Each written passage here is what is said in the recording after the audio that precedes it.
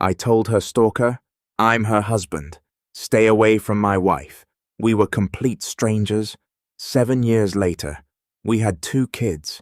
While he was still trying to destroy our lives, the woman at the coffee shop counter was shaking as she handed me my order. Her hands trembled so badly that coffee spilled over the rim onto the counter, and she apologized 3 times in rapid succession while wiping it up.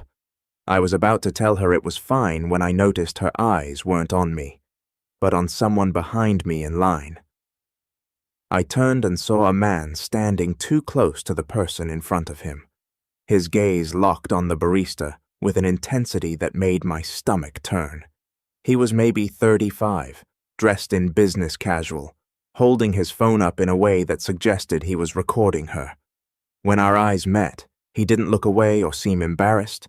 He smiled. The barista, whose name tag read Vanessa, handed me my coffee with a whispered, "Thank you." That sounded more desperate than polite. I took the cup and moved toward the door, but something about the fear in her voice stopped me.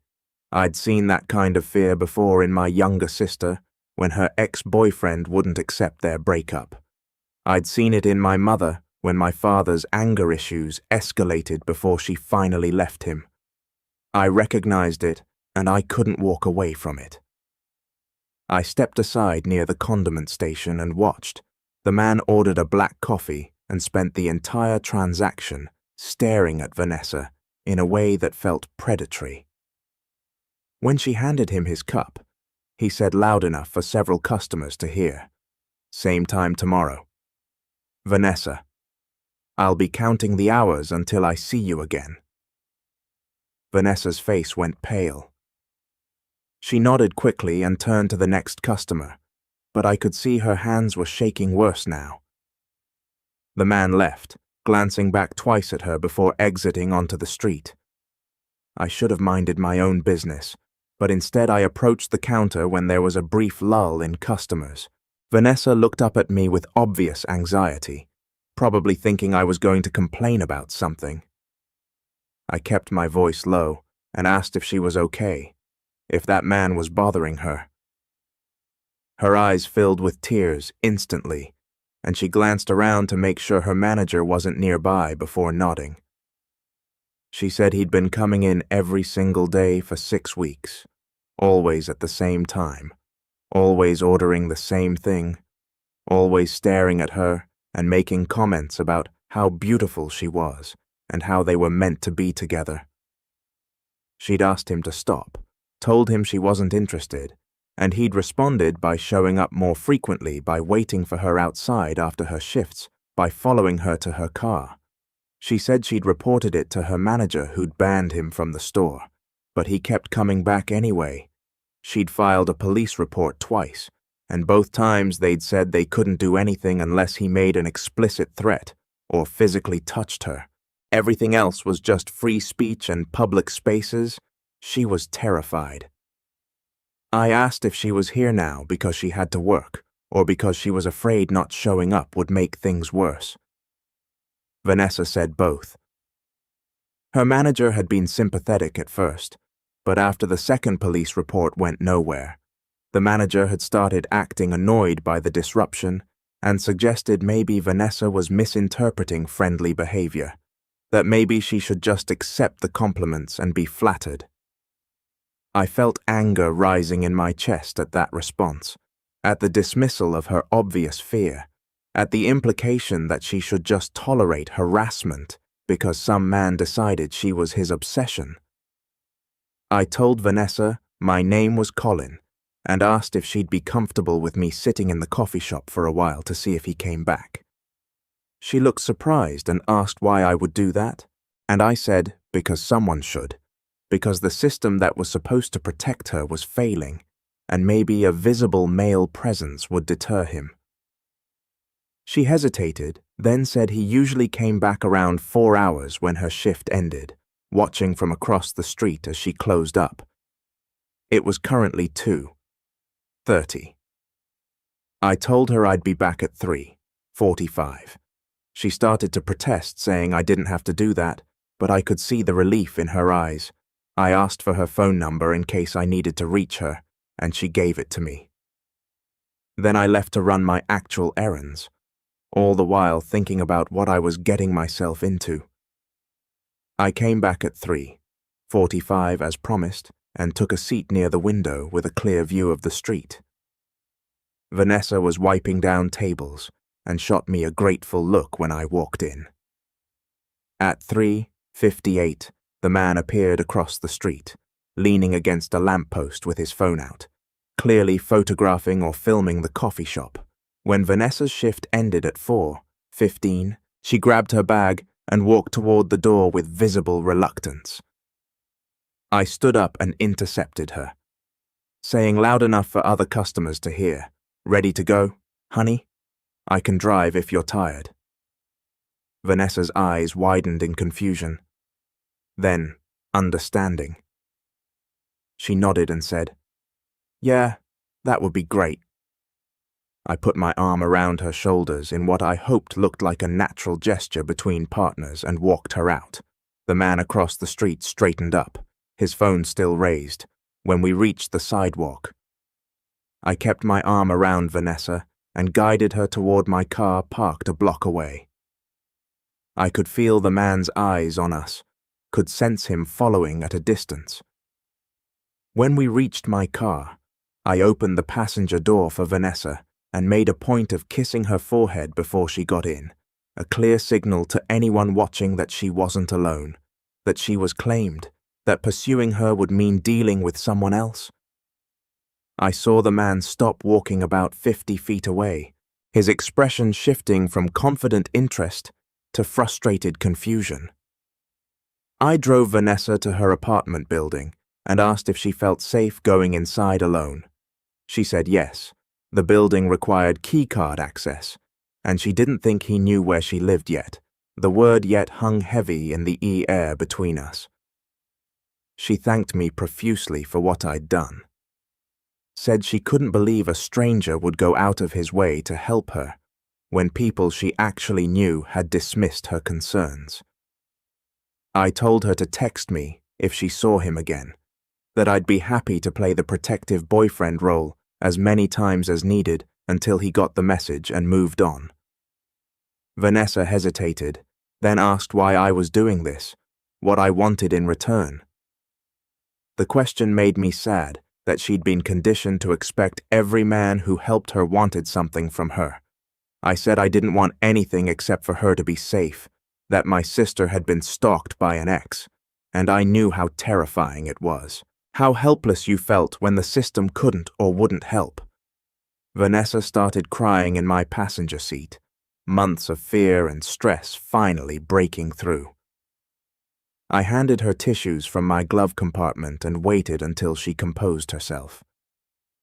She said the man's name was Derek Hollis, that he was a real estate agent who'd come into the coffee shop one day and decided she was his soulmate based on a single transaction. She'd looked him up online after the stalking started and found his business page, his social media showing a carefully curated life that looked normal on the surface. The next day, Vanessa texted me that Derek had shown up at the coffee shop again during her shift. I was in a meeting at my marketing firm, but told her I'd be there when she got off work. My colleague noticed me checking my phone repeatedly and asked if everything was okay. I said a friend was dealing with a stalker, and I was helping however I could. My colleague, a woman named Iris, who'd worked with me for 3 years, immediately said she'd experienced similar harassment at a previous job, and the company had done nothing about it until the man physically assaulted her in the parking lot. She said even then HR had suggested she was partially responsible for encouraging his attention by being friendly to customers. The story made me even more determined to help Vanessa. I left work at 3:30 and arrived at the coffee shop by 4. Derek was already across the street in his usual spot, phone in hand. When Vanessa finished her shift, I was waiting inside. This time I took her hand and kissed her on the mouth, brief but visible to anyone watching. I felt her tense in surprise, then relaxed into it, When we pulled apart, I said quietly, "Sorry, had to make it convincing." She whispered back, "Thank you." We walked to my car hand in hand, and I noticed Derek following us on the opposite sidewalk, no longer bothering to hide. When I opened the car door for Vanessa, Derek shouted across the street, "Who the hell are you?" I turned to face him directly. He'd crossed the street and was standing maybe 20 feet away, his face flushed with anger. I kept my voice calm and said, "I'm her husband, and you need to leave her alone." Derek's expression shifted through several emotions: shock, disbelief, rage. He said that was impossible, that Vanessa wasn't married, that he'd been watching her for weeks and never seen a ring or a man. I held up Vanessa's left hand, which thankfully had a simple band on her ring finger that could pass for a wedding ring, and said, "Well, you're seeing one now. My wife has tried to be polite about telling you she's not interested. I'm not going to be polite. Stay away from her, or we'll take legal action." Derek stepped closer, aggressive posture, and said I was lying, that Vanessa had never mentioned a husband, that this was obviously a setup. I moved slightly in front of Vanessa and said, "I don't care what you think. You're harassing my wife. You're following her. You're making her afraid to go to work. It stops now." Derek pulled out his phone and started filming us, saying he was going to prove we were lying, that he was going to expose this fraud. I told him to do whatever he wanted, but if he came near Vanessa again, I'd file for a restraining order. He shouted that restraining orders don't mean anything, that he had every right to be on public property, that he wasn't doing anything illegal. Then he turned and walked away, but not before saying, "I'll be seeing you again, Vanessa." We got in the car, and I drove in the opposite direction of Vanessa's apartment, taking a circuitous route to make sure Derek wasn't following us.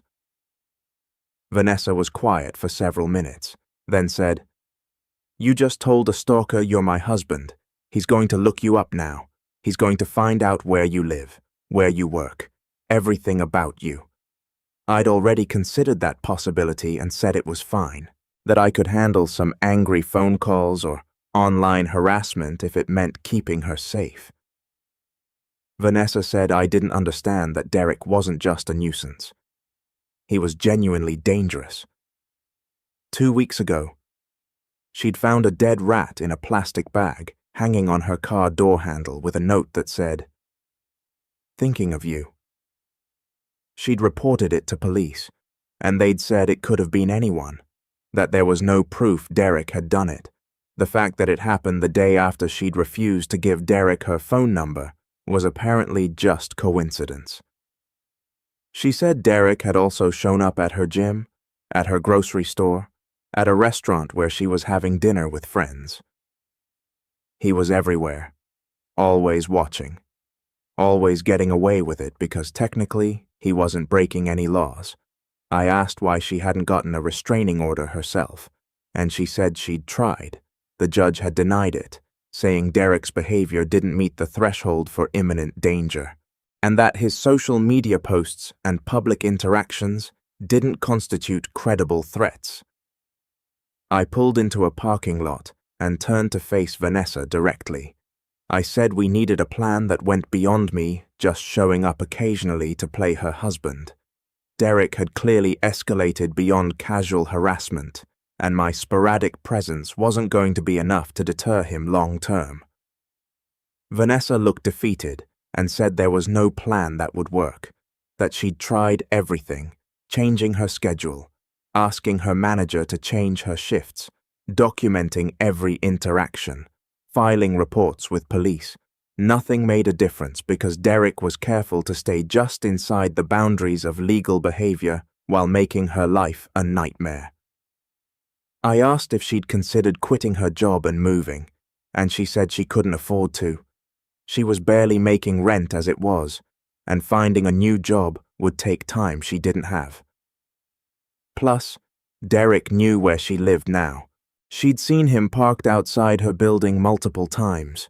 Moving wouldn't solve anything unless she left the state entirely, and even then, he'd probably find her. I sat there feeling helpless and angry at a system that protected stalkers more than victims. Then I suggested something that sounded insane, even as I said it. What if we made the fake marriage real enough that Derek couldn't ignore it? Not actually getting married, but creating a life that looked convincingly coupled, moving in together, being seen together regularly, building a narrative that she was unavailable and protected. Vanessa stared at me, waiting for the punchline. When she realized I was serious, she said that was crazy, that I couldn't upend my entire life for someone I'd just met. I told her my life wasn't that complicated to upend. I was 32, single, living alone in a 2-bedroom apartment because I'd thought I'd need the extra space for a home office that I never actually used. My job was flexible with remote work options. I didn't have a girlfriend or any romantic entanglements that would be complicated by pretending to be married. The more I talked, the more it made sense in a weird, logical way. Derek was a predator who'd fixated on Vanessa because he saw her as vulnerable and alone. Taking away that vulnerability by making her visibly coupled and protected might be enough to make him lose interest and move on to an easier target. It was a terrible thing to think that we'd essentially be redirecting his stalking energy towards some other unsuspecting woman. But my priority was keeping Vanessa safe. She could think about the moral implications later when she wasn't living in constant fear. Vanessa said she couldn't ask me to do that it was too much, too invasive, too risky. I pointed out she wasn't asking. I was offering. She started crying again and said she didn't understand why I cared so much about a stranger. I told her that's exactly why I cared, because someone should. Because the world doesn't work if people only help those they already know. We sat in that parking lot for another 30 minutes, discussing logistics and possibilities, before Vanessa finally agreed to try it for a few weeks and see if Derek backed off. The next day, I helped Vanessa move essential belongings into my apartment. We told her landlord she was temporarily staying with a friend due to safety concerns, and he was surprisingly supportive, offering to terminate her lease early without penalty once she explained the stalking situation.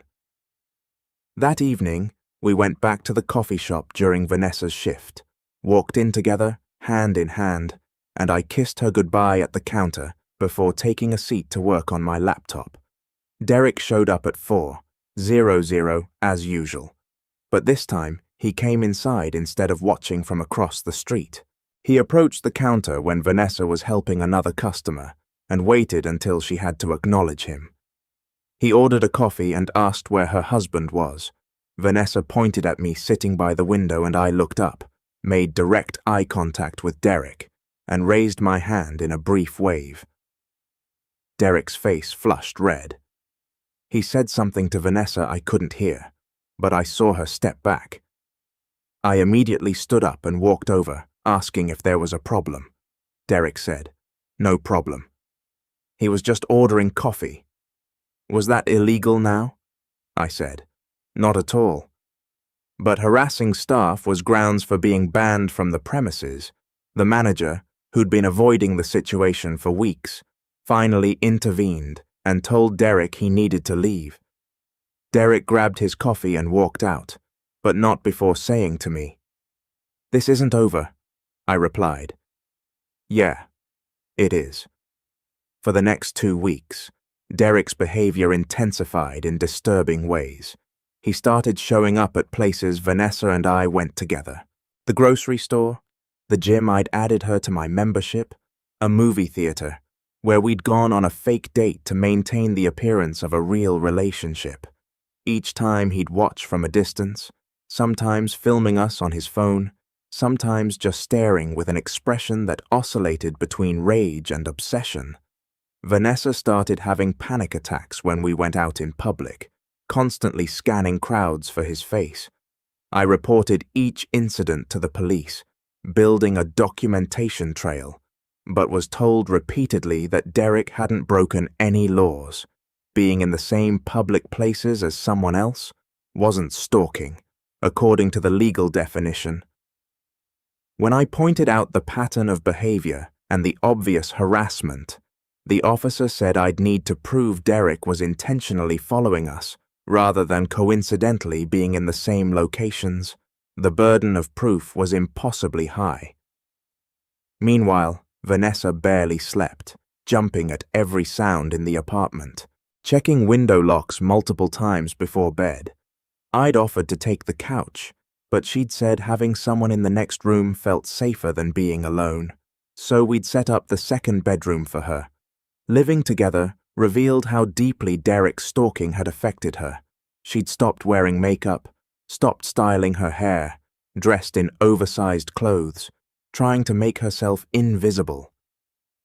She said Derek had praised her appearance so obsessively that she felt disgusted by her own reflection. 3 weeks into our fake marriage arrangement, Derek escalated to something that finally caught law: enforcement's attention. I woke up at 2:00 in the morning to Vanessa screaming. I ran into her room and found her standing by the window, pointing at the parking lot below. Derek was there standing next to my car, spray painting something on the driver's side. I called 911 immediately while pulling Vanessa away from the window. The police arrived within minutes, and by the time they got there, Derek was gone. But the message he'd left was clear. He'd spray-painted liar across my car door and slashed 2 of my tires. The responding officers finally seemed to take the situation seriously, especially when I showed them the 2 weeks of documentation I'd compiled. Photos of Derek following us, screenshots of his social media posts that referenced Vanessa in coded language, a timeline of every incident. They said vandalism and property destruction were crimes they could act on, and they'd issue a warrant for Derek's arrest. I asked what would happen after he was arrested, and the officer admitted he'd probably post bail within hours and be back on the street. I asked about a restraining order, and the officer said with this evidence, a judge would likely grant one. But restraining orders were just paper. They didn't physically prevent someone from doing anything. They just gave legal consequences if the person violated the order, which meant Derek would have to violate it first before facing any real repercussions. Derek was arrested the next day at his office. According to the police report, he'd insisted he had no idea what they were talking about, that he'd been home all night, that I'd probably vandalized my own car to frame him. Security footage from my apartment building's parking lot proved otherwise. He was charged with vandalism and criminal mischief, posted bail within 3 hours, and was released with a court date 6 weeks away. The restraining order was granted that same day, prohibiting Derek from coming within 500 feet of Vanessa, me, or my apartment. For about a week, things were quiet. Vanessa started to relax slightly, sleeping more than 4 hours a night for the first time in months. We fell into a comfortable routine, making breakfast together, watching movies in the evening, talking about our lives before Derek had entered hers. I learned she'd studied art history in college, worked at the coffee shop while trying to build a career as a freelance photographer. Derek had destroyed that dream by making her afraid to go to locations for photo shoots, afraid to meet with potential clients, afraid to post her work online where he might see it and show up. She showed me her portfolio one evening, stunning landscape and architectural photography that demonstrated real talent. I asked why she didn't try to get back into it now that Derek was legally required to stay away. She said she didn't trust the restraining order, didn't trust that Derek would follow the law when he'd already proven he didn't care about boundaries or consequences. Her instinct proved correct. 2 weeks after the restraining order was issued, Vanessa received a package at my apartment. We had no idea how Derek got the address since it wasn't listed anywhere publicly under her name, but when she opened it, She found hundreds of photographs. He'd been documenting her life for months before I'd ever met her. Photos of her walking to work, grocery shopping, sitting in her old apartment, visible through the window, sleeping in her bedroom. The invasion of privacy was so complete and horrifying that Vanessa vomited when she saw them. I called the police immediately, and they sent a detective this time instead of patrol officers. Detective Isaac Brennan took the photos as evidence and explained that Derek had now violated the restraining order by contacting Vanessa, and the photographs constituted stalkings under the state's legal definition. He'd be arrested again, charged with violation of a protective order and felony stalking. Brennan said the felony charge meant Derek could face actual prison time if convicted, not just fines or probation. He also said, I should be prepared for Derek to escalate further. In his experience, stalkers who reached this level of obsession didn't just stop because of legal consequences. They got more desperate and more dangerous. He suggested Vanessa consider relocating permanently, maybe staying with family in another state until the trial concluded, and Derek was behind bars. Vanessa said she didn't have family to stay with. Her parents had died in a car accident 4 years ago, and she was an only child. Derek was arrested again, but this time he didn't post bail immediately. His lawyer argued he should remain in custody pending trial given the violation of the restraining order and the escalating behavior. The prosecutor agreed, and Derek was held without bail. The relief Vanessa felt was visible and immediate. She started sleeping through the night, stopped checking window locks obsessively, even started smiling again. We celebrated with dinner at a restaurant neither of us had ever been to before, somewhere Derek couldn't have any association with. During dinner, Vanessa said something that surprised me. She said she felt guilty for feeling happy, guilty that it had taken me getting dragged into her nightmare for anyone to take the stalking seriously. Guilty that I'd sacrificed months of my life to protect someone I barely knew. I told her she had nothing to feel guilty about, that Derek's behavior wasn't her fault, that the system's failure to protect her wasn't her fault, that needing help didn't make her weak or burdensome. She reached across the table and took my hand, and I realized the touch felt natural now, not performative. We'd been pretending to be married for nearly 2 months, living together, building a life that looked real from the outside. Somewhere along the way, it had started feeling real on the inside, too. I didn't say that out loud, didn't want to complicate an already complicated situation, but I saw something in Vanessa's expression that suggested maybe she felt it, too.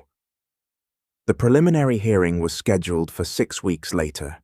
The prosecutor, a woman named Alana Irving, met with us beforehand to prepare Vanessa for testimony. She explained that Derek's defense would likely argue that his behavior, while inappropriate, didn't meet the legal threshold for stalking because he'd never made explicit threats of violence. The photographs could be explained as a photography hobby. The following could be explained as coincidence. Even the vandalism could be portrayed as a one-time lapse in judgment. Irving said the strongest part of the case was the pattern of behavior documented over months and the clear obsession demonstrated in the photos. She said Vanessa would need to testify about her fear, about how Derek's actions had affected her life, about why she'd felt the need to enter a fake marriage with a stranger just to feel safe. When Irving said, "fake marriage," Vanessa and I exchanged a look. The marriage was fake, but the relationship had stopped being fake somewhere along the way. We just hadn't acknowledged it yet. After the meeting, I drove Vanessa home, the apartment that was now home for both of us. She was quiet during the drive, processing what the trial would require from her. When we got inside, she sat on the couch and said she didn't know if she could testify, if she could sit in a courtroom and describe her terror while Derek sat there watching her. I sat beside her, and said she didn't have to do anything she wasn't ready for, but I'd be there with her if she decided to go through with it. She leaned against me, and I put my arm around her shoulders. We sat there for a while before she said, "This isn't pretend anymore, is it?" I said. No, it wasn't.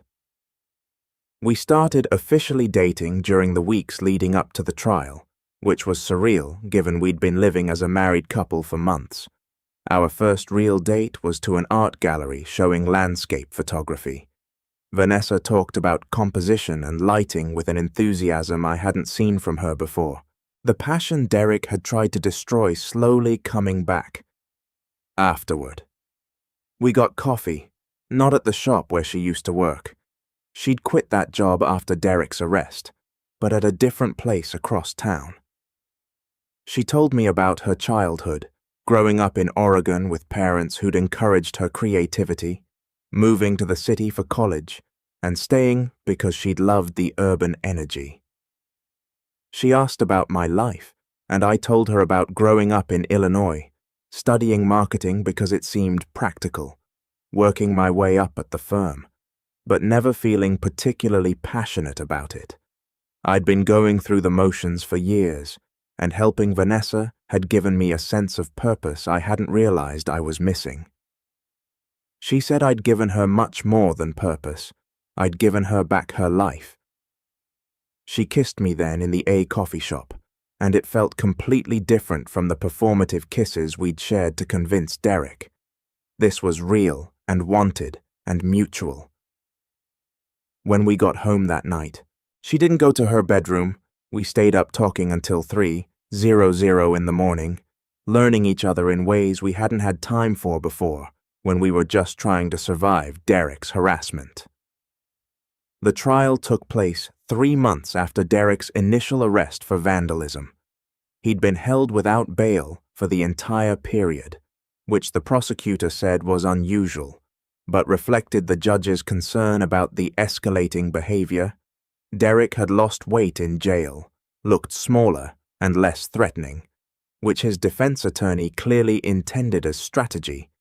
The lawyer argued that Derek was a socially awkward man who'd misread signals and developed an unhealthy fixation, but who had never intended to harm anyone.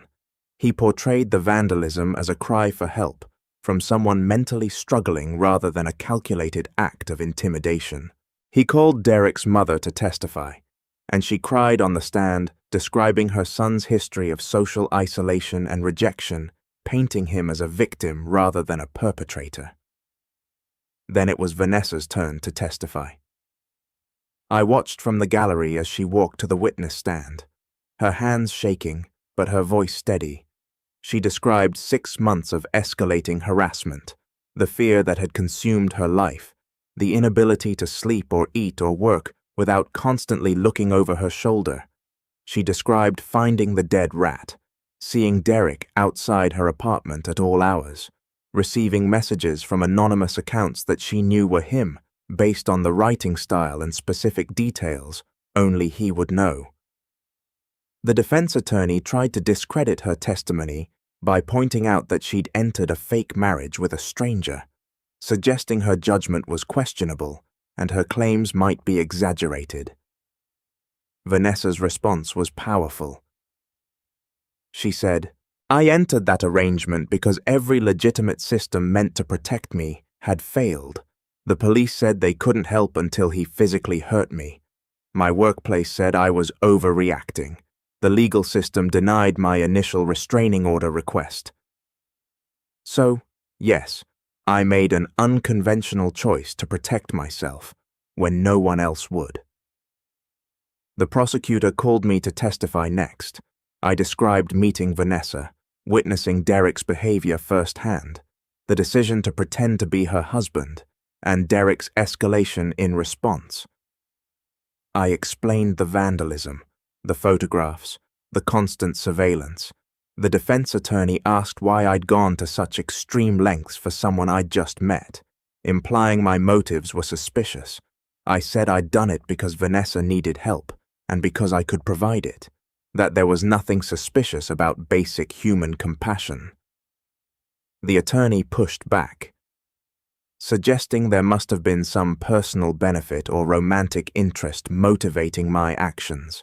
I said there had been no romantic interest initially, that it had developed naturally over months of living together and getting to know each other, and that even if romance had been my initial motivation, it wouldn't make Derek's stalking any less criminal. The prosecutor showed security footage of Derek spray painting my car, showed the timeline of his appearances at locations Vanessa frequented, showed social media posts where he'd referred to his soulmate, who just didn't understand their connection yet. The evidence was overwhelming. The jury deliberated for less than 4 hours before returning a guilty verdict on all counts: stalking, harassment, vandalism, violation of a restraining order. Derek showed no emotion when the verdict was read. The judge scheduled sentencing for 2 weeks later, outside the courthouse. Vanessa collapsed in relief, crying so hard she could barely stand. I held her while she processed months of terror, finally ending with accountability. Derek was sentenced to 4 years in prison with mandatory counseling and a permanent restraining order upon release. The judge was unusually vocal during sentencing, saying stalking was a serious crime that destroyed victims' lives, and that the legal system needed to do better at intervening before stalkers escalated to violence. He said Derek's behavior demonstrated a dangerous obsession that required significant intervention. Derek's mother cried in the courtroom. Part of me felt sympathy for her, losing her son to prison, but the larger part of me remembered Vanessa's fear and felt the sentence was too short. 4 years meant Derek would be out when Vanessa was 32, still young, still building her life. The permanent restraining order helped, but restraining orders were just paper, as the officer had said months ago. After the sentencing, Vanessa and I went back to the apartment, the space that had become genuinely ours rather than just a temporary shelter. She said she wanted to stay, even though Derek was locked up and she could theoretically move back to her own place or get a new apartment elsewhere. She said this felt like home now. I said I wanted her to stay, too. We'd started as strangers, thrust together by circumstances, evolved into roommates playing roles, and somewhere in the chaos had become partners in the truest sense. The fake marriage had become a real relationship built on trust and shared trauma and genuine care for each other. A month after the sentencing, I asked Vanessa to marry me for real this time, not to scare off a stalker, but because I'd fallen in love with her resilience and creativity and the way she'd rebuilt her life despite everything Derek had tried to destroy. We got married 6 months later in a small ceremony with close friends. Vanessa wore a simple white dress and carried wildflowers. I cried during my vows, which surprised no one who knew the story of how we'd met. My vows talked about choosing to help a stranger and finding my person in the process. Vanessa's vows talked about learning to trust again, about finding safety in someone who'd asked nothing in return for protecting her. Her photographer friend took pictures that Vanessa later included in a portfolio that launched her back into freelance work. She specialized in documentary photography now, telling stories of women who'd survived stalking and harassment, giving them visibility they had been denied. The work was powerful and necessary, and watching her reclaim the career Derek had tried to steal brought me more joy than anything in my own professional life ever had. We moved to a bigger apartment after the wedding, one with better security and no memories of Derek lurking outside. Vanessa started sleeping through the night without nightmares. I started feeling less hypervigilant about protecting her, trusting that Derek was behind bars where he couldn't hurt anyone. The prosecutor had said victims often spent years in therapy, processing trauma from stalking. That fear doesn't disappear the moment the threat is removed. Vanessa went to counseling weekly, working through PTSD symptoms and rebuilding her sense of safety in the world. I went with her sometimes when she asked, learning how to support her through the ongoing recovery process. 2 years into our marriage, Vanessa got pregnant. The news was unexpected, but wanted a signal that we'd built something stable enough to bring a child into. She was terrified throughout the pregnancy, worried Derek would somehow find out, worried he'd get early release for good behavior and come looking for her, worried our child would inherit the trauma she carried. I reassured her as best I could, but I understood the fear. Derek was scheduled for release in 2 years when our child would be 4 years old. The permanent restraining order would still be in effect. But we both knew restraining orders didn't physically prevent someone from doing anything. We'd learned that lesson the hard way. Our daughter was born on a Wednesday morning in April. We named her Riley, and she was perfect and healthy and completely unaware of the violence that had preceded her existence. Vanessa held her in the hospital and cried, saying she never thought she'd feel safe enough to become a mother after everything that happened with Derek. I kissed them both and promised I'd spend the rest of my life making sure they felt safe. The promise felt enormous and necessary, 3 months after Riley was born. We got a letter from the Department of Corrections. Derek was being released early for good behavior after serving only 2.5 years of his 4-year sentence. The letter reminded us that the restraining order remained in effect, that Derek was prohibited from contacting us or coming within 500 feet of our residence. The letter said if Derek violated the order, we should contact police immediately. The letter said nothing about what we should do if police couldn't respond fast enough if Derek showed up and hurt someone before law enforcement arrived. Vanessa had a panic attack when she read the letter. We'd built a life in the 2.5 years since Derek's imprisonment had started believing we were safe, that the threat was behind us. The early release shattered that illusion. I called Detective Brennan, who'd stayed in touch sporadically, and he said early release was common for non-violent offenders who demonstrated good behavior in prison.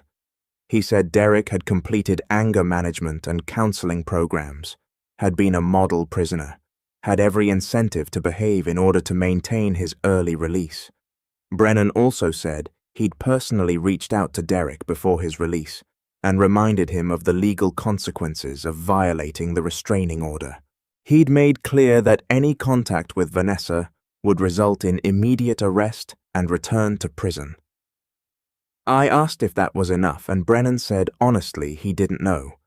Some stalkers moved on after prison, genuinely rehabilitated or at least deterred by consequences.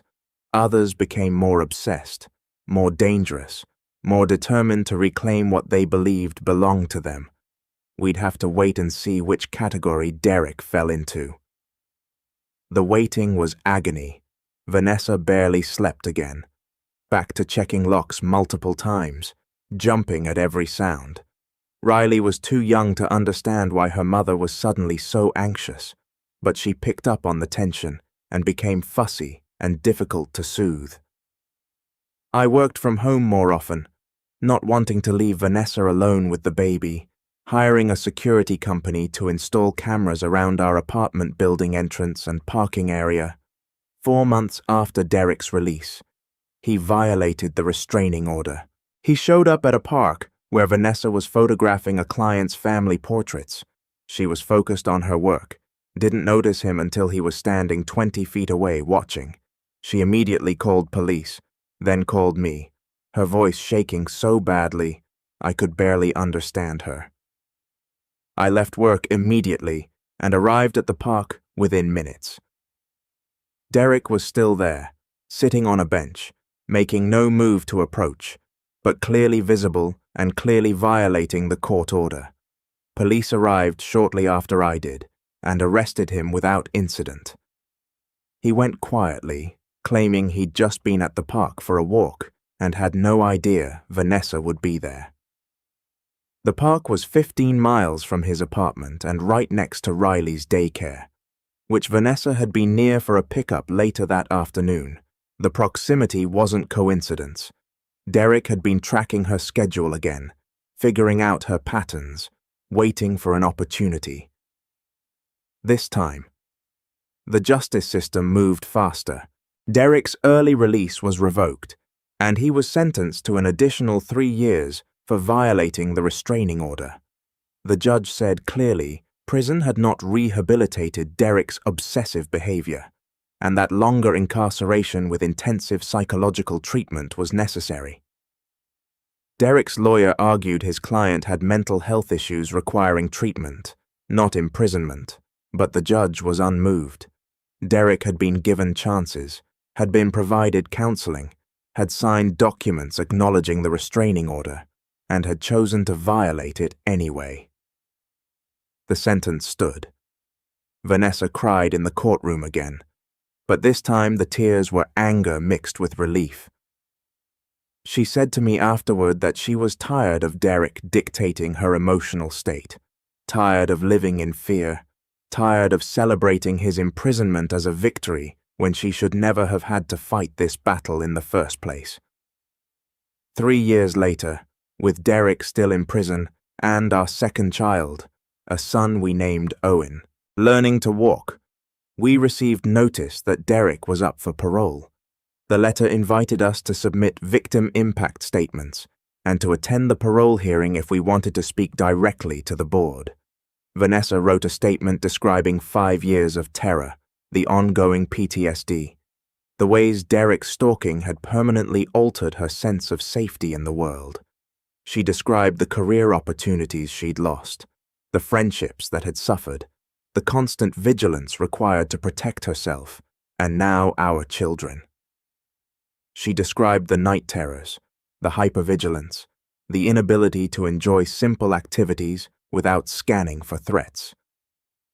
She described what it meant to live with the knowledge that someone out there believed he had a right to her life, her time, her attention, her body. I wrote a statement, too, describing the man I'd met in a coffee shop who'd been so desperate for help that she'd accepted protection from a complete stranger. I described watching her rebuild her life piece by piece, therapy session by therapy session, learning to sleep without nightmares, learning to go outside without panic, learning to trust that she deserved safety and happiness. I described our children who Derek had never met and never would meet if I had anything to say about it. Children who existed because we'd built something real from the ashes of his harassment. I described the security cameras we still maintained, the self-defense classes Vanessa still attended, the GPS tracking we kept on each other's phones just in case. I described a life lived in preparation for Derek's return. At the parole hearing, Derek's lawyer argued his client had completed every treatment program available in prison, had expressed genuine remorse, had no disciplinary incidents in 5 years, and deserved a chance at rehabilitation in the community. Derek himself spoke, reading from a prepared statement about understanding the harm he'd caused, taking responsibility for his actions, and committing to never contacting Vanessa again. His words sounded sincere, but felt hollow. Vanessa spoke after him, looking him directly in the eye for the first time in years, and said, "You took 6 months of my life and turned them into 5 years of recovery. You don't get to be free until I feel free, and I'll never feel completely free knowing you're out there." The parole board denied his petition. They said his institutional behavior was excellent, but his violation of the restraining order after his first release demonstrated he couldn't be trusted to follow conditions of parole. He'd be eligible for another parole hearing in 2 years. Now, 7 years after I first saw Vanessa shaking while making coffee, we're building the life Derek tried to prevent. Riley is 6, Owen is 3, and Vanessa's photography business is thriving. She published a book of portraits last year featuring stalking survivors, their faces showing strength and survival. The book included her own portrait, her face, my hand on her shoulder, our children just visible at the edge of the frame. The caption said, "I pretended to be married for protection. I stayed married for love. Derek will eventually be released." We know that the system that failed to protect Vanessa before he was imprisoned will release him back into the world, and we'll have to navigate that reality when it comes. But we're not the same people we were 7 years ago. Vanessa isn't the terrified barista. Accepting harassment is unavoidable. I'm not the stranger offering temporary help. We're partners who've built a family, a life, a future that Derek tried to destroy but couldn't. The fake marriage that started as survival strategy became the realest thing in both our lives. Our kids will grow up hearing the story of how their parents met, how a moment of compassion in a coffee shop changed everything. They'll learn that helping someone in crisis isn't heroic. It's basic human responsibility. They'll learn that the system doesn't always protect the vulnerable. So sometimes you have to protect each other, and they'll learn that sometimes the best things in life come from the worst circumstances.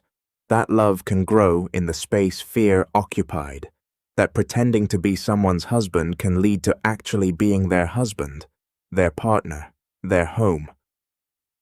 Thanks for watching till the end.